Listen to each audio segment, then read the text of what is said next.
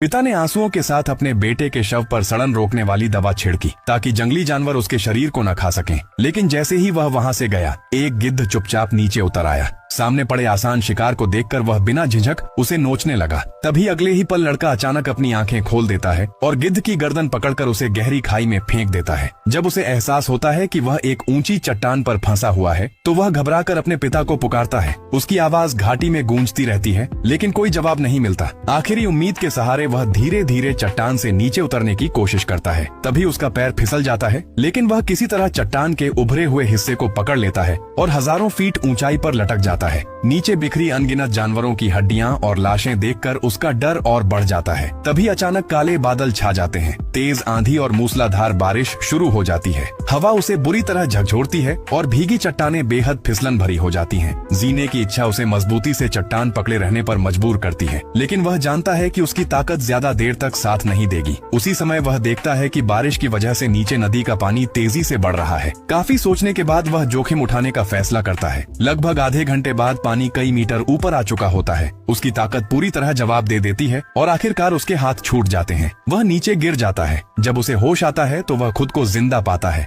लेकिन उसकी किस्मत पूरी तरह उसके साथ नहीं थी। गिरते समय चट्टानों से टकराने के कारण उसकी टांग टूट चुकी थी। वह खड़ा भी नहीं हो सकता था, इसलिए घिसटते हुए पानी तक पहुंचता है और कीचड़ मिला पानी पीकर अपनी जान बचाता है। अपनी टूटी हुई हड्डी ठीक करने के लिए वह अपनी टांग दो पत्थरों के बीच फंसाकर पूरी ताकत से झटका देता है और हड्डी को अपनी जगह पर बैठा देता है। दर्द इतना भयानक होता है कि वह लगभग बेहोश हो जाता है, लेकिन फिर भी लकड़ियों से अपनी टांग बांधकर आगे बढ़ता है। कुछ समय बाद वह उस जगह पहुंचता है जहां पहले लड़ाई हुई थी, लेकिन वहां अपना ही बना हुआ कब्र का पत्थर देखकर वह टूट जाता है। इसका मतलब था कि उसके लोग उसे मृत मान चुके थे। वह गुस्से और दुख में कब्र के पत्थर को लात मारकर खाई में गिरा देता है और फूट फूट कर रोने लगता है। तभी दूर से भेड़ियों की हुआ हुआ सुनाई देती है। पीछे मुड़कर देखता है तो पूरा भेड़ियों का झुंड उसकी तरफ बढ़ रहा होता है। अपनी जान बचाने के लिए वह घायल टांग के बावजूद भागता है। जब उसमें और ताकत नहीं बचती तो रात के अंधेरे में एक पेड़ पर चढ़कर कांपते हुए पूरी रात बिताता है। उसे खाने की सख्त जरूरत थी, लेकिन काफी खोजने के बाद उसे केवल एक छोटा सा कीड़ा मिलता है। जैसे ही वह उसे खाता है, भेड़ियों का झुंड फिर पहुंच जाता है। भूखे भेड़िए उस पर टूट पड़ते हैं।